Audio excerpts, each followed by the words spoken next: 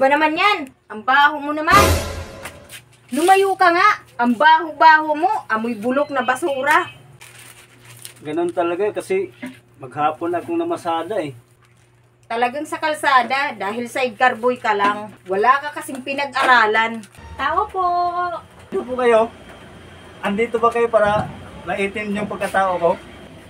Hindi po. Taga City Hall po ako. May dala lang po akong pera.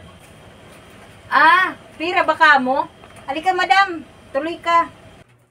Andito po ba nakatira si Mang Victor, yung sidecar boy?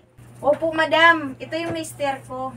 At ikaw yung maswerteng nanalo ng 1,000,000. Bukas na bukas, pwede mo na yung ipapalit sa bangko.